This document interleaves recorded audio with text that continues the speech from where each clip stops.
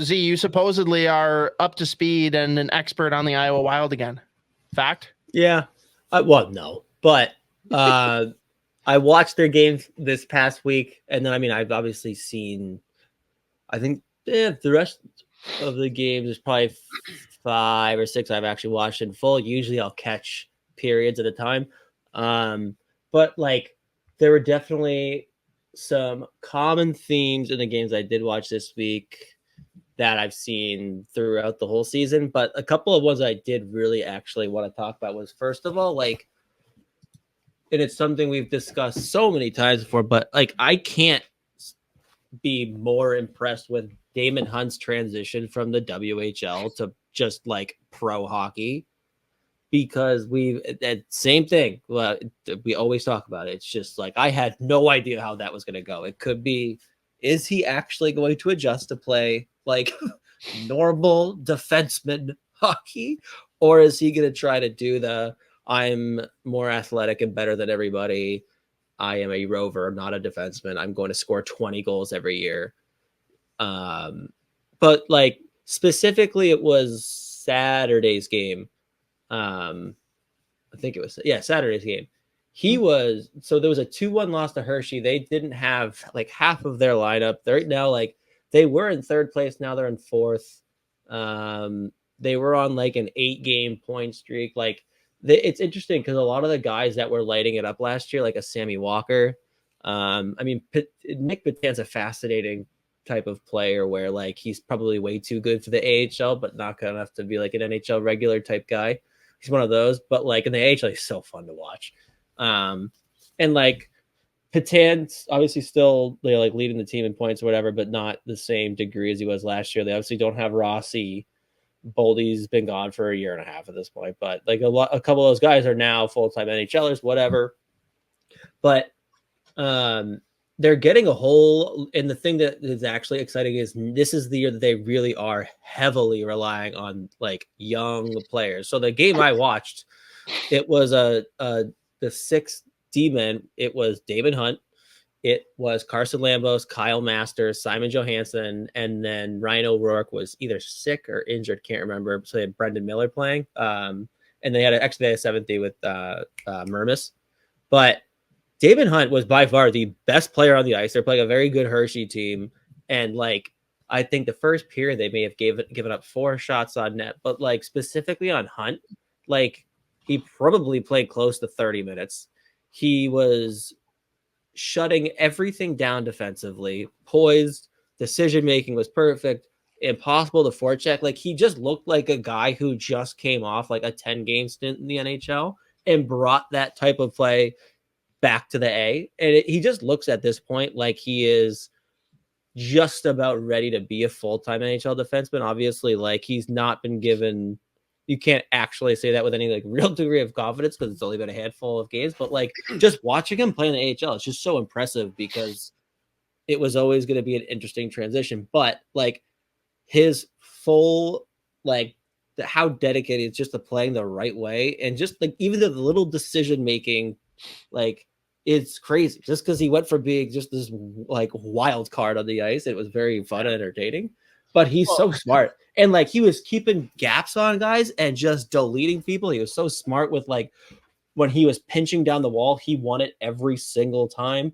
Sometimes he'd hang on to the puck and create a scoring chance. Sometimes he would just like knock the puck back down into the corner. Maybe they get a change, whatever. But it was just every decision he made was the right one.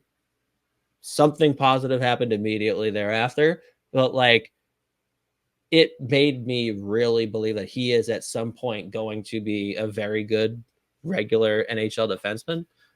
Even if it takes, some time for him to eventually get that role. He is close. Like we've always talked about it was close between him, O'Rourke, or like when Lambos first got drafted, it was like, who's going to be the first one to really get that chance, take that step to be a full-time NHL guy. And I'd say, at this point he is firmly in the lead because he's obviously got a chance now at this point too, but I had to talk about it because he was so fucking good. Oh, for sure. And it's funny though, like he only played like 3 games with the Wild, right? But The way you said it, it's like he played 10 games up in the NHL. Like, I imagine with how the season started, 3 games of the Wild probably feels like 10. Yeah, probably felt like 30. So he definitely came back with 10 games under his belt. He came back, bags under his eyes, like, Jesus fucking Christ, that was terrible. I don't even like that. So, guys, what do you think if I just like stay here? He's like, what if we just, maybe later. Maybe we try again. They're going to call him up, be like, oh, sorry, I don't have my toothbrush packed yet. Ask someone else. I'll come next time. I can't. I don't want to. Shit. I mean, I'm hurt. Fuck. Blew my cover. But dude, he was so goddamn good that game. And it sucks because they had so many fucking scoring chances. They couldn't convert. And like another guy, and the guy that I do think is realistically, like, I think he can be an NHL defenseman, a regular guy somewhere. I think Mermis is I think he is an NHL D. Like, I think he can be a third pair reliable guy, like, that has good enough foundational tools where you're not just like throwing him on the ice to give him like 8, 9, 10 minutes. Cause I mean, he played well when he was up here. But he did the same thing. Like, he was dominating. He made the one mistake he fucking made was a real bad one. Cause like the whole game, like, he was escaping forward checks and just by himself creating transition, like flying through the neutral zone. And he tried it in the third period, like the worst possible time. Like, no one behind him to cover for him. Poke check, stripped of the puck. Like, Wallstedt makes one ridiculous save, and then the puck gets cycled back out to the point. Everyone's been stuck out there for 2 minutes, and then they get their second redirect goal of the game. They lose 2-1. But it was brutal because like Mermis was unbelievable the entire game.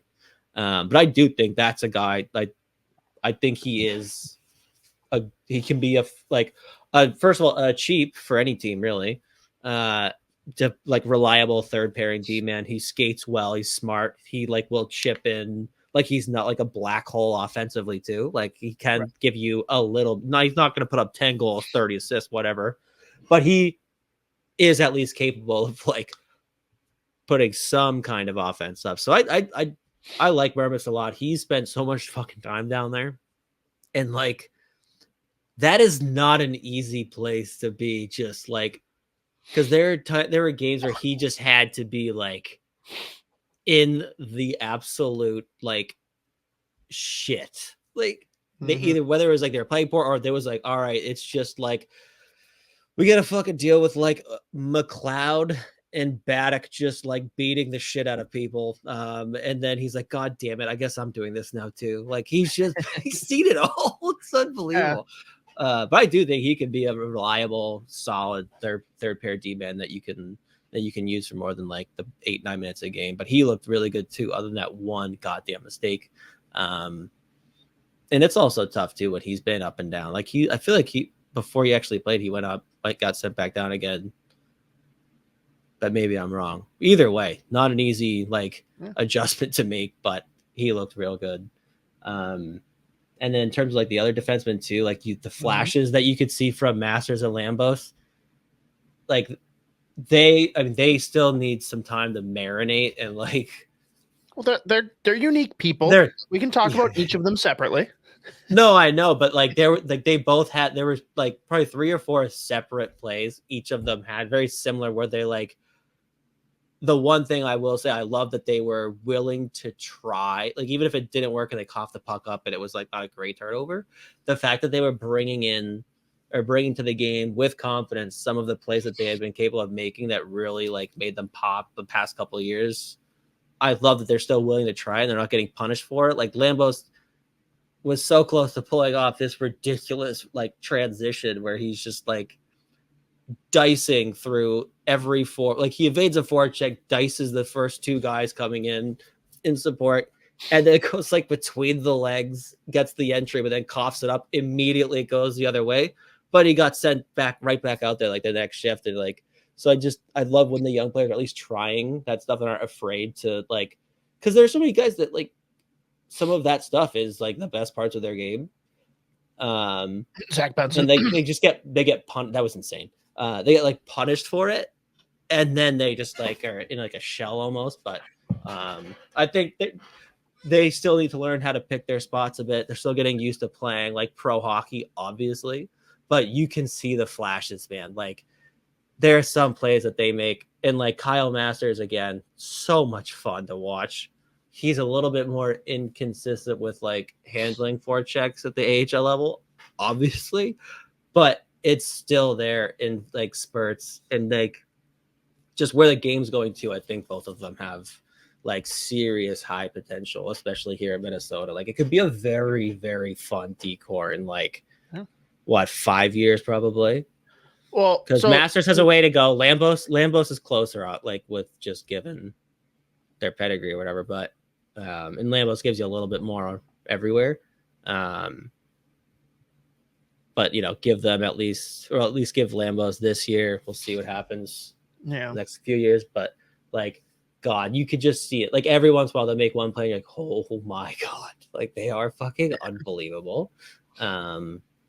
But I just really, it was fun seeing a decor of like all young guys. No, because totally. like we were so close other years with Iowa where they had this roster of like, oh, they have some young studs finally getting a shot in the A.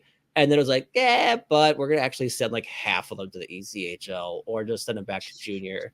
And we're going to roll. We're going to put fucking Adam Beckman on the line with McLeod and Baddock. Hang on, though. Didn't someone just get sent to the ECHL? Yeah, David Spacek just got sent down there. That one stings a little bit. Yeah, I mean, he had his flashes too in the games that I was watching before. He had first goal a couple of games ago. But I mean, given where he is at currently, and then just like the options that they have on in that decor, like probably better to let him go get 25 minutes a game for a little bit here. And I mean, Pavel Novak started in the ECHL this year, lit it up, immediately comes to AHL, and he looks fucking awesome too. He was great. Another guy, he's a small, like scoring winger. So obviously it's going to take a whole lot of adjusting, especially if they're missing an entire year of hockey. But like, I get another guy, like the playmaking took a massive step his last year in junior hockey. But and then like the games that we've watched from him in the AHL this season, like he's super physical. Like he fucking hammered a guy on the forecheck. I've never seen him do.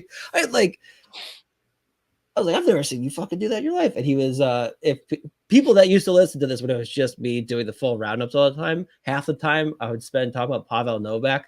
His last year in junior was like, hey, he's doing great, but he still does not know that he's allowed to move his feet in the defensive zone. Like he just unplugs the controller and will glide like a fucking almost like a Klingberg type move. It's like, oh yeah, no, I am on the ice. Okay, I'm not just watching. But he was fucking working his bag off too. But like again, another guy that's got flashes. He throws the play. He fucking got robbed of a backdoor assist. It was brutal. Real quick though, let's pause now that we're getting into the forwards a bit. First, thank you, Granny. We'll miss you. Everyone, hit the like, just like Granny says. Throws out the can't be worse than Goose or Merrill on D when we're talking about Mermis and Hunt. And Katie Dynison, who hasn't commented much before, so welcome, Katie, if you're new. We should have kept Mermis and sent Merrill to Iowa or literally anywhere else. Honestly, if salary cap wasn't deterrent to that, maybe it would happen. But two angles here, one that might be positive, one that might be negative.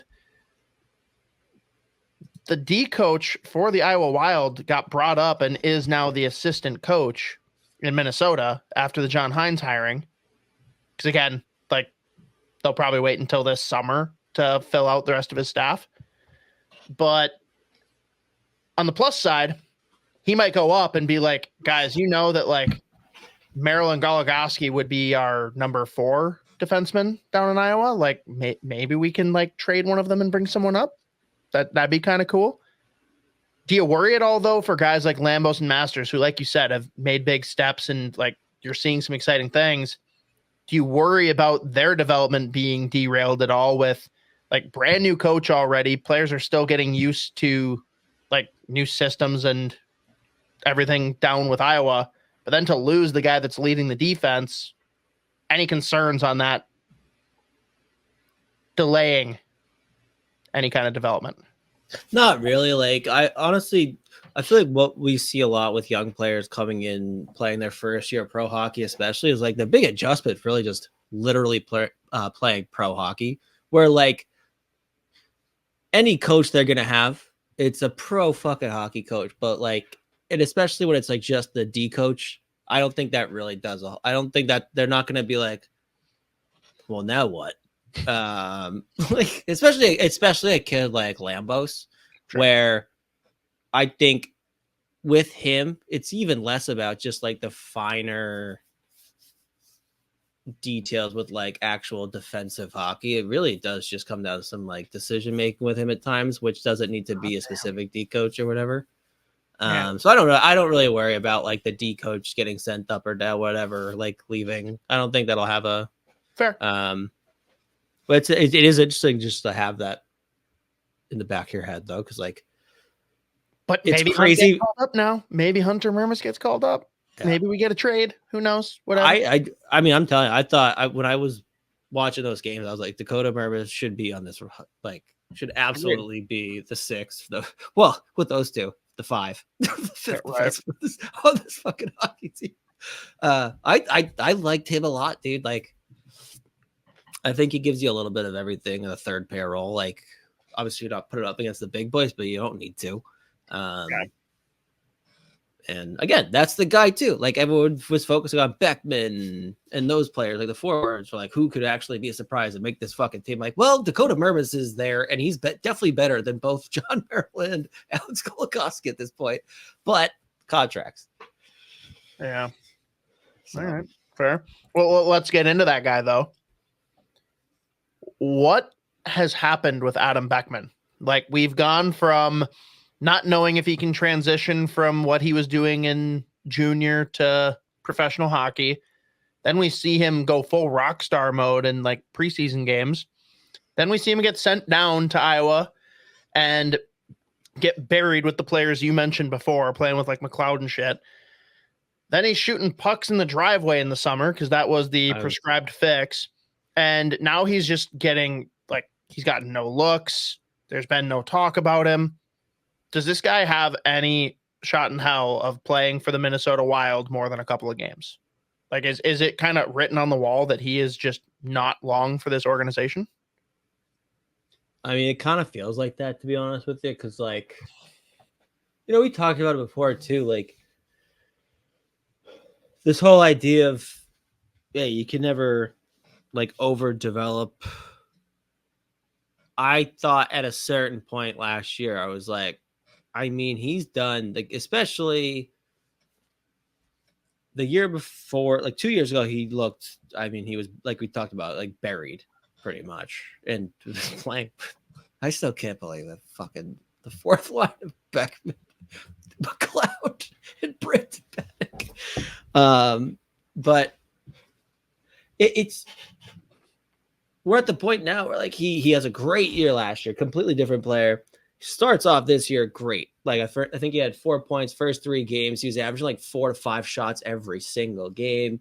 Obviously, he plays hard. He's scrappy. Like, he literally, like, it's not like he's just this sniper that like stands on the periphery. Like, he is everywhere on the ice, and he gets to the hard areas. Like, he loves scoring goals, but like, it's interesting. He had the great first 3 games. I think game 4, he had 0 shots on net. He was -4. And then he just went into this rut of like 6 games, comes back and plays great for their 5-game stint, 7 points, I think, couple of goals, little snipes. And he was like confident again. And right now he's fighting it. Like, I'll be honest. Like, I wrote it down a few times on Saturday when I was watching, as I was taking notes. Ghost. Didn't see. Like, I forgot 7 different times. I was like, oh shit, I forgot he was even out here. Still had a great scoring chance. So like, I don't know. I'm at the point now where I'm like, is there even, like you just said, like, is there even like is there a path? Because how much, it's not like a character thing either, by the way, like, obviously. And we've seen him do what he can do in the AHL, like in spurts maybe, but like, even when he's been called up to the NHL, he at least looks like he can play. When he's even being thrown out there on like a 4th line, I think he scored like what 2-3 NHL goals that got taken back too. Well, Every time he scores, it's fucking. I'm like, God damn it! Like, but let this fucking kid score. He had so much like more. I don't even know the proper phrasing, but he scored a goal and everyone knew immediately because the electricity was flowing. Yeah. Like he had so much more spunk to him than like any of the players on the team. Well, that preseason was crazy. Oh my God. Yeah. So I just wonder now, like, you know, you look at, especially with the guys coming over that are projected to, they should be able to make this team soon. Yeah. To like the guys in Europe, you've got a bunch of other guys playing college hockey, junior hockey, and like, I don't know if it's at the point. I mean, and if I'm Adam Beckman, I'm sitting like, I don't like, I want to play here, but what more is there for him to prove in Iowa? I don't. Yeah, that's the thing, and like, it's not like he's been like, again, this year he's been inconsistent, and when he's bad, you don't see him. Like, you forget he's on the ice. That's fine, but I just don't know that. Again, I'm saying, I thought he should have been in a position to make the team this year after his season last year. With the fact we were all wondering if he had a chance after that one ridiculous preseason 2 years or 2 or 3 years ago at this point. I don't know really like how much there was for him to do in the AHL. And now you're just like kind of seeing him going in hot streaks, cold streaks. I'm at the point where I'm like, okay, like looking, like trying to project this roster the next couple of years. Does he end up like, do you pencil him in somewhere? Like, I have to work the pencil him in because I want to. Yeah, he'll be on Draisaitl's wing. I mean, at this point, what's he, 24, 25? Like, is he even that? I don't know. I can't remember. No Was he 2019 draft, maybe? So that would make him 22, 23, maybe? I can't remember. Yeah, something like that. But like the thing for me, man, you mentioned it with Nick Patan, right? Like, we've seen it. He is too good for the AHL, not good enough for the NHL. Beckman, too good for the AHL. We have no proof on whether or not he's good enough for the NHL yet. And that's what's frustrating. Like, if they knew, like, nope, this guy's just not right, get him somewhere else. You can get something recouped in assets. It's not going to be anything crazy, but also let him go on and just live his life. It's just that's ridiculous. Where I'm at with him, and I hate it. And he had like kind of the misfortune too of like, so he was here. What was it? I think it was, I can't remember if it was the 18 or 19 draft, but he was the year before Brackett comes in, right? And at that point, when he gets drafted, he's like, oh, look at that. He fell to the third round. He could actually still end up being a steal in the third round. At that point, the Wild prospect pool was essentially empty and like zero high-end blue chip guys. Right. The next year, he puts up 50 in the WHL, and everyone's like, he probably should have gone top 20 in this year's draft. So then he is the guy in that pool, along with like Boldy. And by the way, Boldy's first season at BC wasn't like a top 10 caliber pick, whatever, top 15 caliber pick. So like, you're looking at Beckman like, oh, fuck, like we have a blue chip prospect. All of a sudden, the cupboard not only gets like filled, it is overflowing with just insanely high-end talent. Hang on though, Z. Hang on. Oh boy. Rossi is the only guy that's played extended minutes in Minnesota since I saw that tweet and I spit my coffee out. I wasn't even drinking any. What a fucking loser. That's the worst tweet of all time. But like, so he had that kind of like misfortune of at one point he is the only blue chip guy with Matt Boldy. He's the one guy that they have that performs that year. All of a sudden, Judd Brackett gets hired, and it's like hit. Well, I guess you can't say the hit yet, but like when you go back and review all the prospects they brought in, trending. You're like, oh fuck. Like, this guy's nasty. Every goddamn draft. And then you make trades, and you end up with guys that you weren't expecting, like a Brock Faber.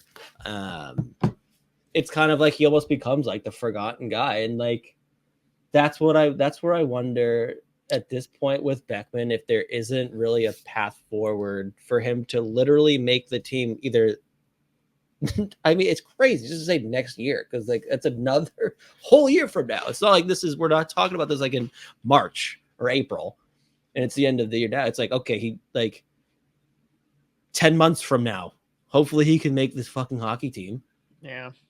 And like these are the pivotal years now, like with how the league's going. It's the guys that are 20 through 25, 26 years old. Like, not only do they just get a footing, but they're some of the best players on the planet. So I do wonder if they're going to end up being tempted, whether it's mid-season. But like, again, if I'm Adam Beckman, like I'm sitting like, all right, if I literally just don't have a chance to crack this lineup this year on a full-time basis, like,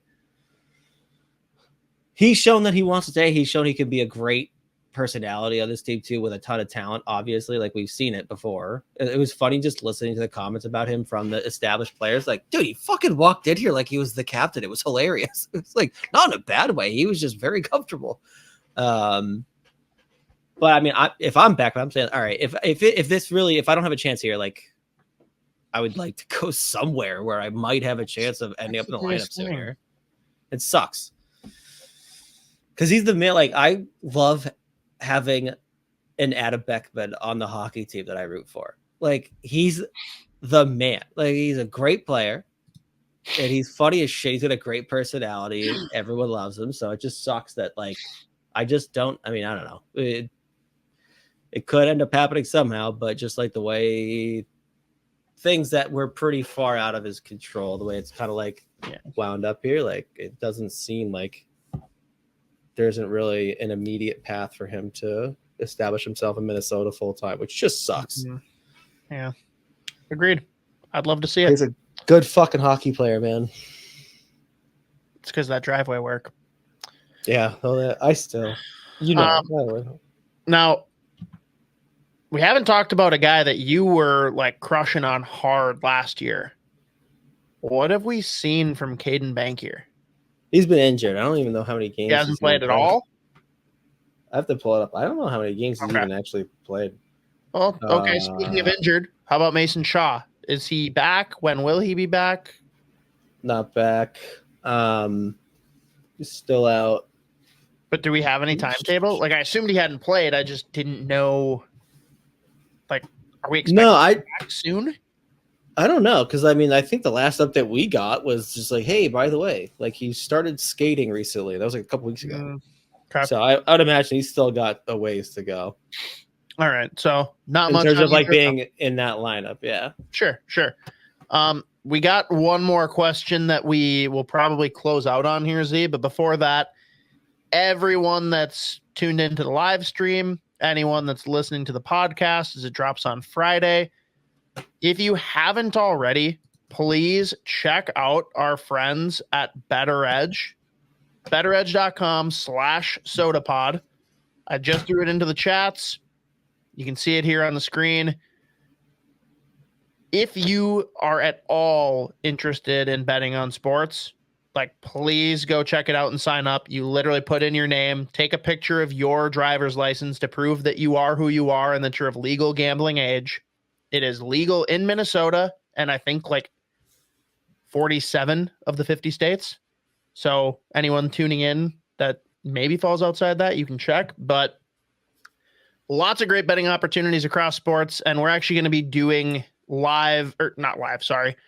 game day betting for the Minnesota Wild. You can bet on win-lose, puck line, over-under. You can bet on over-unders for points for players, goals for players in the game. And we'll be running contests every single game. Might even be getting Jesse Pierce in for a competitive angle on some of this. That's yet to be determined. But hopefully she's hungover, because it's awesome what she is. I don't know, dude. When she was hungover, she said the Ducks were good. I know. They were good until like a week or two ago. So yeah. No, that's all it is. Like, Jesse, get her hungover, and she's like the Oracle all of a sudden. It's like Woozy, like, I got no idea what's happening. Like the people that roll the eyes in the back of their head, and all of a sudden they're like the all seers, and she's just like, guys, last night was rough. Oh, by the way, John Hines, bad coaching hire. I'm out. Yeah. But if you sign up with our code here, you get $20 for free. You don't have to put any money in. Play a couple of competitions. Ours are going to be $5 each. Winner takes all. If you aren't into it, lose your money, don't feel it, hey, so be it.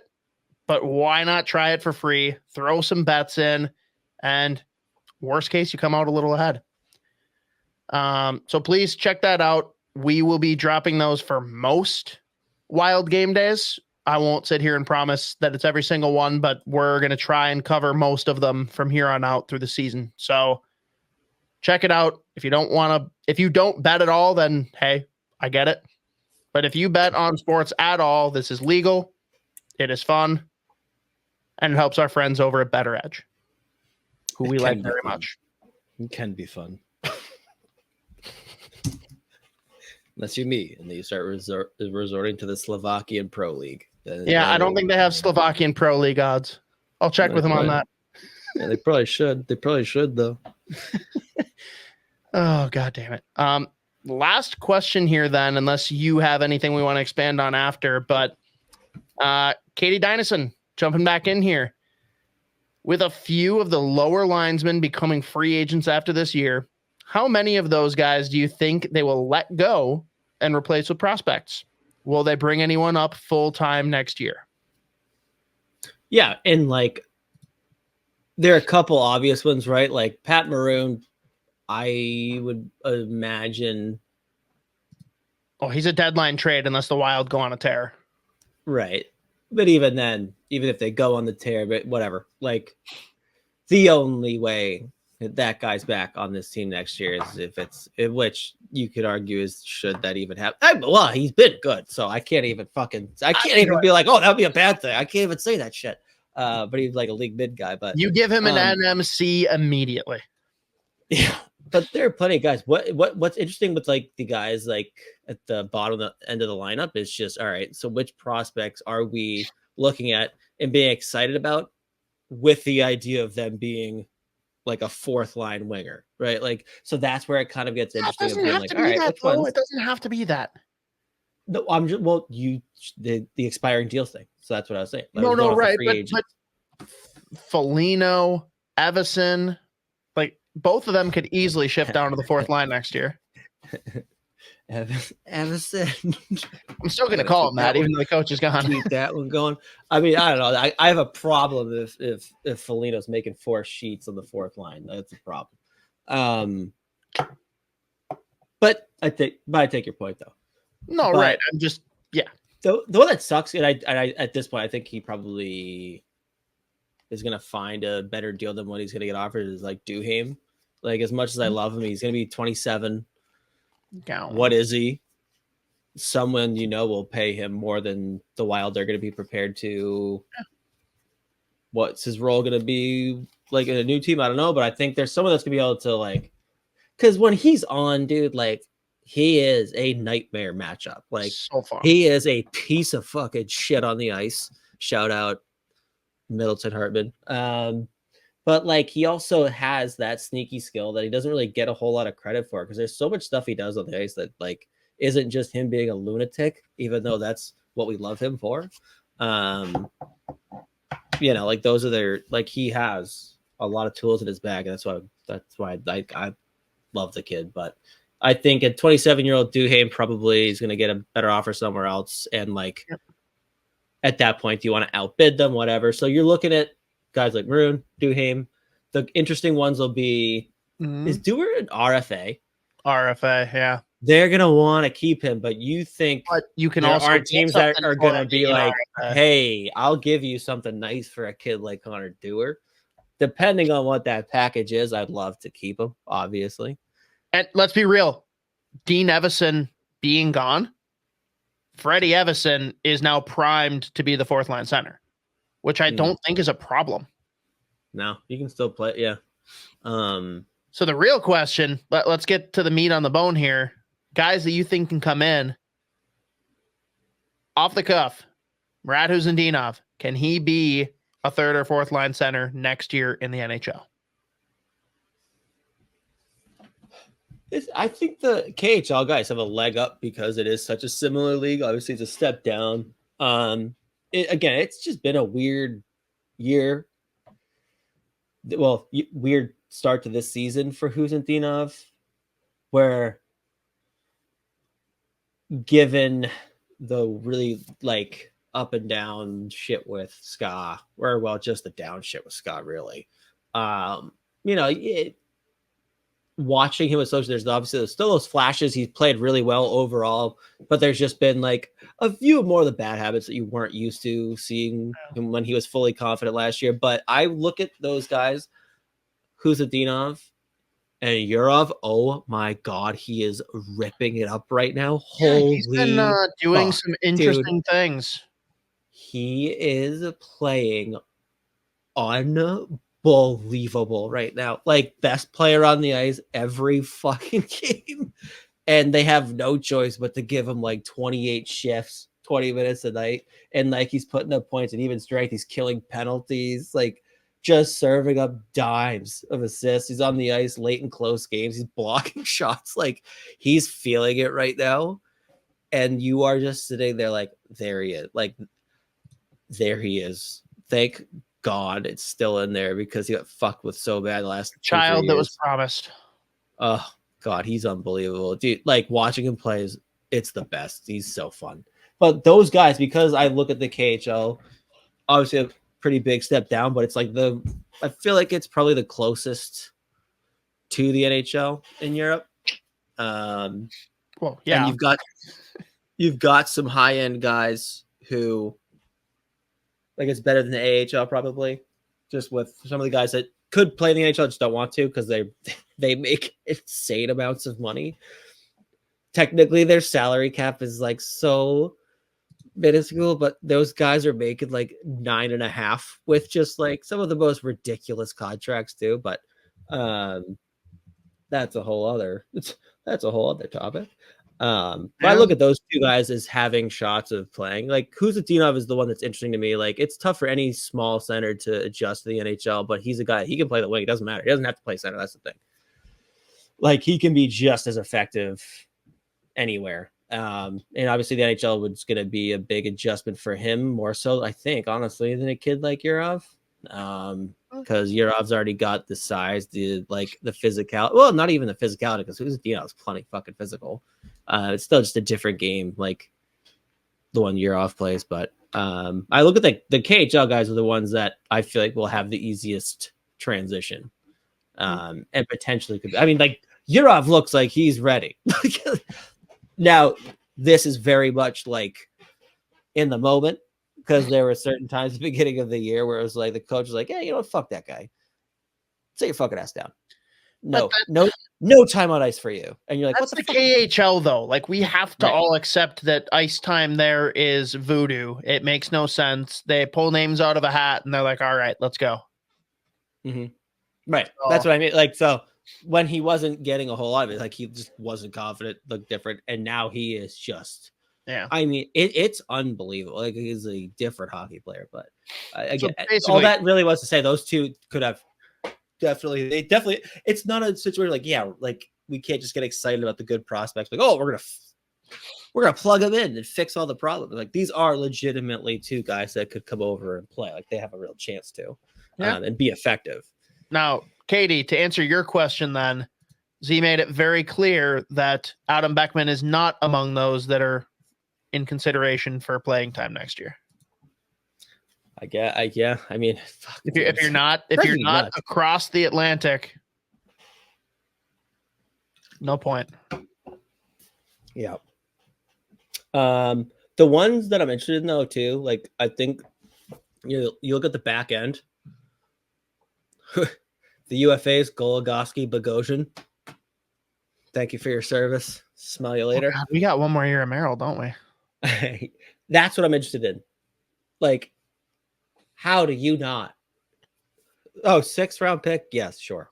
7th? I don't care. No. Fuck it. You know what? Let's buy another one out. I don't give a shit. No, dude. We're already fucking $1 billion. Well, no, $1 billion.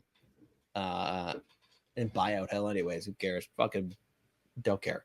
One of Arizona's favorite players. Bring him back. Future considerations. I'll take it. Yeah. Why not? I just hope we don't have to give up a pick to get him off the roster. Yeah. I don't think it would. But. I mean, that's fair. People actually traded for Kulikov, so you never know. I know. But that's what I'm interested in, though. Like, the other two are obvious. You have to wonder what they do with Merrill. Because, yeah, like, coming into this year, it's like, all right, well, I mean, he's an NHL defenseman, I guess, when he's healthy. And it's like, oh, maybe he's not. Maybe we were wrong. Maybe that was incorrect on our part. It's been bad. But I don't know. But Daemon Hunt, Dakota Mervis, those are the guys right there. We'll see what happens with like O'Rourke when he gets healthy. I think he probably will be fine, like doing another year in the AHL at least. Master's not ready, those guys. But the big one though that I think is pretty much a sure thing. Jesper Wallstedt is funny. I was gonna see if I could speak through this without you talking about him. So nasty. Pass. He is unbelievable. Like he is so fucking good. Like it was brutal because those 2 goals that game that I watched on Saturday, I mean, no chance. And like there were large like amounts of time between him even having to do anything. And then randomly, like they would just give up this flurry of scoring chances. Nice. And it was nice. Yeah, nailed it. And he just like no problem. And he's just making some of these crazy saves look unbelievably easy. Like it's just he just looks like ready. Like he just looks like an NHL goaltender. He's so poised at all times. He reads the play unbelievably well.